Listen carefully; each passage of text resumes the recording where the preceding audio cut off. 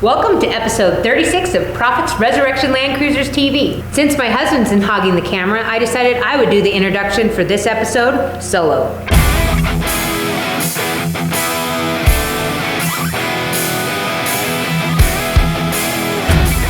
In this episode, we're going to feature this 1983 FJ60 Resto Mod, as well as the SEMA featured 1988 FJ62 that you all have been asking about. This FJ60 received a Stage 2 restoration, as well as some other modifications. A Stage 2 restoration includes a complete vehicle repair and refinish of all body components and subcomponents, except for the engine compartment, which is often refinished as an a la carte item. We removed body accessories including bumpers, lights, emblems, and trim. Then we remove and disassemble the doors, hatch, tailgate, and hood. The interior is removed. Then we repair all body damage and rust. All body components are refinished using the highest quality materials. Additionally, all related zinc hardware is refinished. Usually, the wheel wells and rocker panels are finished in our two-part polyurea spray liner. The interior is reupholstered in the customer's choice of materials. This FJ60 received a 5.3-liter Vortec and 4L60E drivetrain swap. When we perform any engine swap, our goal is to make the engine compartment look as factory as possible. If the engine doesn't look like it came in the vehicle, we didn't do a good enough job. Even though the 5.3 is a bit controversial, it's a great fit for the FJ60 and adds a lot of value. This FJ60's interior is wrapped in leather, and we added a third-row seat and 3-point retractable seat belts for 6 passengers. The third-row seat folds and tumbles forwards, so there is still ample room for cargo. This FJ60 also received a premium stereo system with 4 speakers and an amplifier.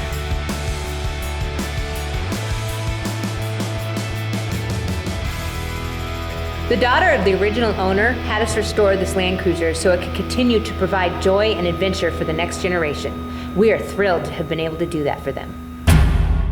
So hey Nick. Hey. This is Nick. He's kind of new here, not new here. Super high skilled body technician, and he is working on something that's kind of different. What are we doing? It's a 2001 100 series. Restoring it. A Stage 2. Yeah. Yeah. So right now I'm just scuffing the jams and getting everything ready for primer. So we've got this thing pretty much all apart, and that's because we're changing the color, right? It's going to be silver? Matte charcoal. Matte charcoal. Matte Yeah, cool. So a color change, 100 series.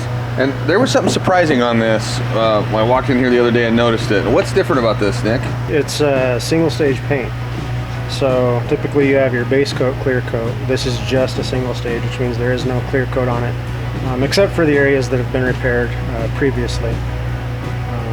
But most modern-ish vehicles don't use a single stage.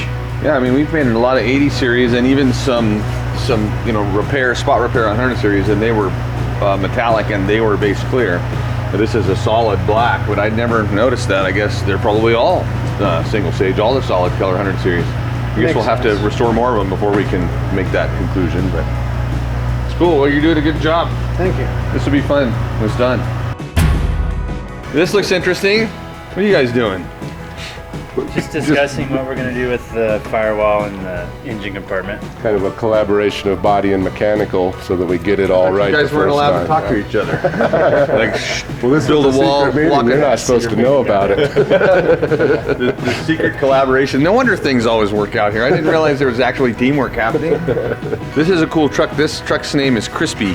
The client that we're building this for bought it from us, and the name of the truck is Crispy because it was actually in a prairie fire. So a fire just sort of blew across it really quickly and turned the gold paint to silver. Didn't really do anything else wrong. Kind of melted the trim here and there, but the mirrors are still good, and Crispy's getting a facelift. Yeah, and a heart transplant too. Yeah. What's going on? I got 2 new comments on YouTube videos while we were filming a YouTube video. Let's read one of them live to our new YouTube audience. Please, how much does this cost? I get that a lot. He's talking about one that's almost exactly like the one that's behind us. Cummins diesel body off restoration FJ40. we have a great system for estimating costs. If you want to know how much a build would cost, then what we need to do is get you a build sheet done. There's an explanation for it on our website in the Q&A, and the restoration part, it says the restoration experience, and that walks you through how we get you an exact estimate. I'm not afraid to try to guesstimate costs over the phone, but it's a lot easier to find out exactly what you want and then do an estimate for the vehicle and email it to you. So if you want to do that, you can always give us a call or email. Anyway, I see Roy. So we've been waiting here, killing time, Roy.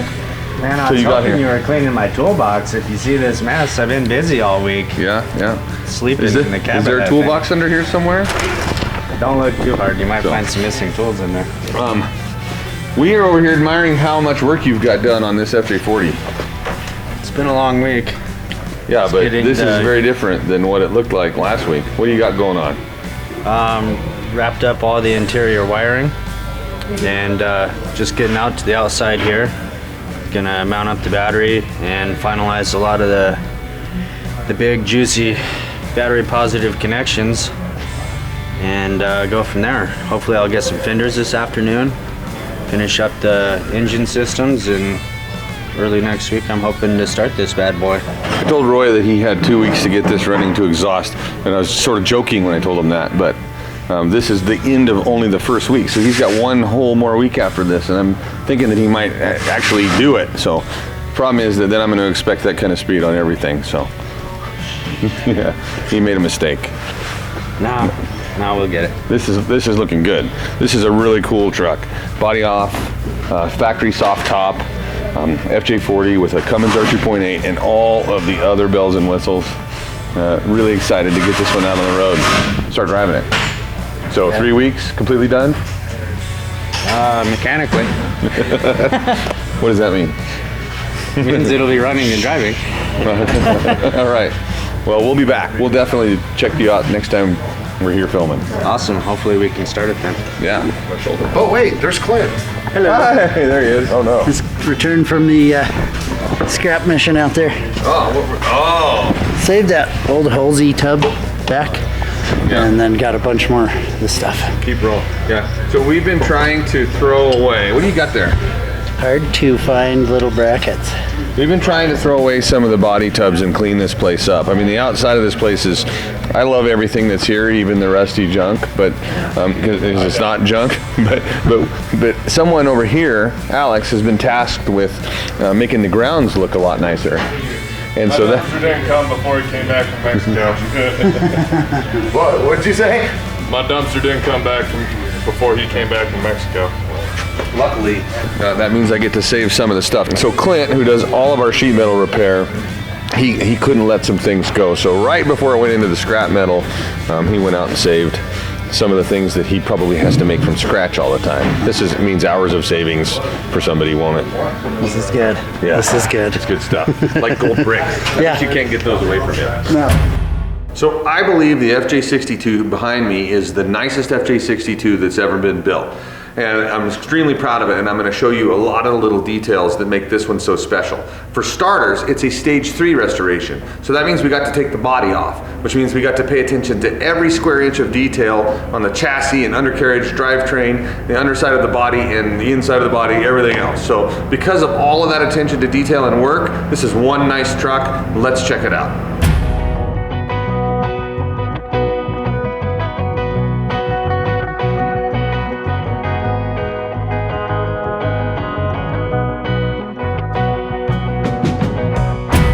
So let's start with the engine compartment. This is an LS3 430. It's a brand new engine from GM with a 4L70E behind it, and it's a great engine for 60s and 62s because it's a nice tight little fit and it just looks like it belongs there. And we took the time to integrate all of the subcomponents throughout the engine compartment to fit and match together. So first of all, we tried really hard to match all of the mounting for the subcomponents and fabricated pieces inside here by matching the style with them to each other, and they're all cut out on our CNC plasma table. From the mount here that holds the air compressor and the fuse and relay center to the air intake box that Alex built and all of the other things in here, they're integrated and meant to look like they were built from an OEM. And that makes this engine compartment pop and just look fantastic. The Fuse and Relay Center has something special about it, and I'm going to let Jordy tell you about that in today's tech tip, so we'll save that a little bit for later. But even down to the detail of the normally blue heat dissipators for the ARB compressor, we disassembled that and had them anodized black so that the engine compartment just looked like it flowed, and I'm super proud of it. When we do an engine conversion, I want it to look like an OEM. I don't want it to look like a hot rod. So we don't spend the time hiding wires and building shields that cover things up so you can't tell where any of the tubes and wires are. It's more important to me that what is there is done extremely cleanly, and that it's easily accessible, still easy to maintain, service, or repair, and that it looks like it's supposed to be there. So FJ62s are already pretty comfortable from the factory. They're not too loud inside, and it's a comfortable seating arrangement, and I like them, but we wanted to do some things to enhance the comfort of this FJ62, and so there's a range of things that I'll tell you about. To start with, these leather-wrapped 100 series seats. So a 100 series seat is already a 7-way power seat, and we added seat heaters to these, and they're very, very comfortable. There's a little bit more room for legroom for taller drivers and passengers, and it's a great addition. They fit actually pretty nicely in an FJ62. Between the front two seats is this modified Tuffy security console. You can see we've got the seat heater control on the side and a bank of switches in the front, and I'm going to show you what those switches do. So we laid out all of the custom switches on this vehicle right here in the front of the Tuffy box. For starters, there's the camp light. That's that reverse facing light above the spare tire on the custom bumper we built. Then there's roof rack lights. So there's one on each side. We thought it'd be nice to be able to turn them on individually, roof rack right and roof rack left. Next is the sneak light. So what a sneak light is in this case is sometimes it's nice to be able to drive, if you're hunting, which is what this vehicle's for, is to be able to drive through a field without your headlights and taillights on, and just with some sort of dimly forward-facing lit lights that allow you to see where you're going at a slow speed, but they don't shine out too far. So you'll see those on the front bumper, and those are the sneak lights. And then we've got a nice rigid light bar facing forward. Now, all four of the first switches are battery hot because those are lights that we might want to have with the key off. But the rigid light bar is one that we want to run pretty much only when the key is on. So that's a keyed hot switch, and the rest are battery hot. Then coming down here, we've got the ARB locker switches. Of course, the compressor, and then the rear and front lockers. And then the last two are unique to a lot of the builds that we do. And what this is a switch that excites a USB port. So everybody likes to be able to charge their cell phone. I like to be able to charge mine when the key is not on. So we have the ability to turn this USB port on with this switch, even when the key isn't on. The reason that we don't have this just wired up to a battery hot wire is that this blue LED that shows battery voltage would drain the battery eventually. So you've got the ability to charge your phone with the key off, all right there on the front of the Tuffy box. On the back of the Tuffy box, we have the original rear heater switch, which is still functional right there. And then there's another USB charging port, this one just ignition hot. So what else do we have in the front of this FJ62 that it's an improvement? Well, there are several things. First of all, underneath this brand new dash from Toyota, we've got a high-end head unit for the audio system, and this one has a backup camera, and it's Bluetooth and all the goodies. And I'll show you a little bit about the speakers and some of the special things we did in the back in a minute. So up top here, we've got visors that we've rewrapped in leather. It's actually really hard to make a 60 series visor look perfect. It's a design that's hard to recover, but these turned out really nice. And then we've also got a brand new suede headliner. Here's another interior light, just like the one we did up there. But originally, the interior light in the back of a 60 series points straight forward. And if you put one of these rigid A series lights right there, pointing forward, it's just gonna blind you in the rear view mirror. So we built this special bracket that takes the light and aims it down, and that's actually really nice for when you're in the cargo area and you wanna see some stuff back here.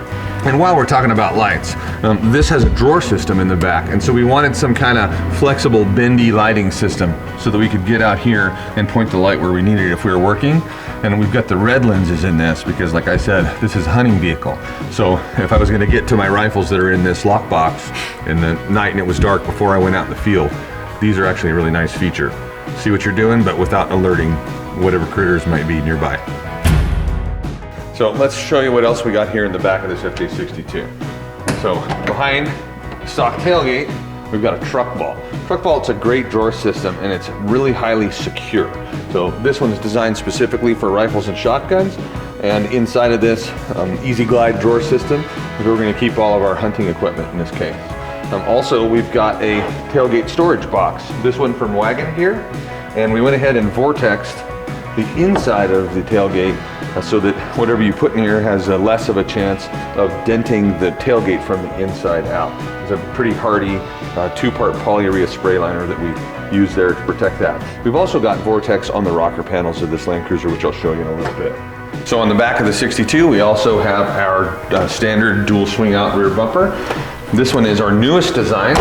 On the left side, we've got the spare tire carrier, and the design change is so we can put a rotopatch right there behind the spare tire. Change the camp light mount too, a little bit when we did that. And then the cooler rack on this side with the license plate light integrated underneath. This holds a Yeti 45. Nice and tight rear bumper. So up front, we've got our standard ARB front bumper. We make the rear bumper, but we don't bother making a front bumper, and the reason is it'd be awfully hard to make a nicer bumper than an ARB bull bar. On this ARB bull bar, we've got a rigid 20-inch light bar, and then of course a Warren winch behind there. We've got a VR10, and then these are those sneak lights I showed you when I showed you the switches. They're in blue, and it's just enough light to drive 5 to 10 miles an hour on a dirt road without being detected by animals. For today's tech tip, we are going to talk about the electrical power distribution and how we've customized it in this particular vehicle. Often, when we're up against high-end builds like this, there are a lot of added-on electrical circuits that are needed. In many cases, you find that this leads to a lot of inline fuse holders or ugly clumps of wires grouped up on posts, things that we really want to try to get around. One of the really good things that I was able to do with this motor is I was able to customize General Motors' electrical power distribution box. We were able to source the individual pins inside the box for both relays and fused circuits. I was able to do that without the need to add any cumbersome inline fuse holders or ugly distribution posts by simply inserting the correct pins into our power distribution box. It ends up with a super clean OEM style fit, finish, and function. So we went from the back to the front and we talked about the inside. Now let's talk about the outside and the underneath. On top of this FJ62, we've got an Easy On K9 roof rack from our good friends at Equipped Expedition Outfitters. Nice rack, and then there's those rigid rack lights that I told you about. Then there's the beautifully restored FJ62 in the middle, and one of the reasons this is nice, like I said at the very beginning, is that it's a body off restoration. So the undercarriage of this is beautiful. The frame was powder coated. The entire underside of the body has been done in Vortex two-part polyurea spray liner. We loaded the axles up with ARBs, rebuilt them, and then completely cosmetically restored the axles, which means powder coating and zinc everywhere, and all of the hot exhaust and heat shields and clip clamps and springs. Like I always say, everything underneath of this is brand new, and so it's beautiful under there. And let's go underneath and have a look.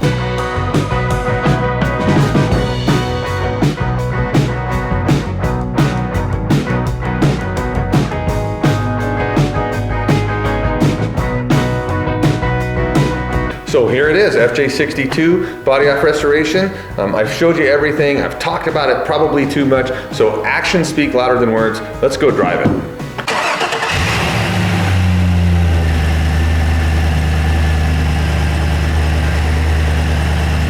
So we never get to drive them on camera. We've already put over 500 miles on this because we wanted to get the new engine completely broke in so we could do the initial oil change. But it's ready to go now.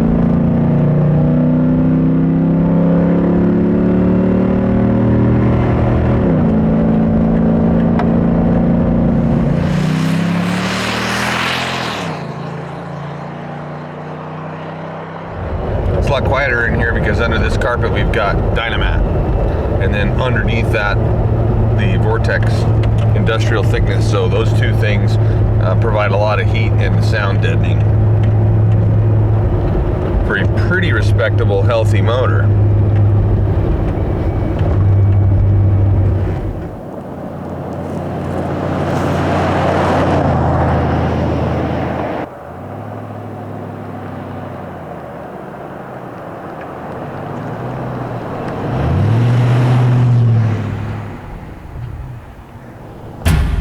Thanks for watching this episode of Proffitts Resurrection Land Cruisers TV.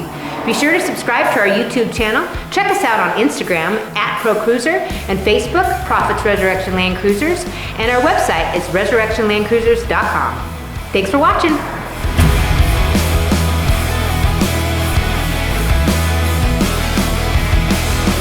I'm busy.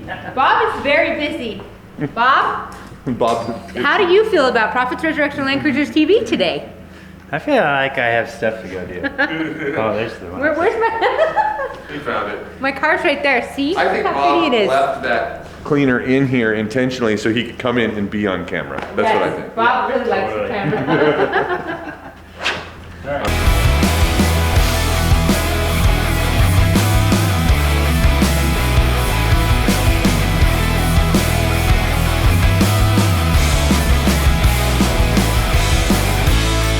Or not. Distraction. We've All right. got more to do when you're done with this, just saying. What? There's more filming to do after this. Just get through this, you know. Trying. No, I'm kidding. Not very good. Yeah. All right, ready? Action.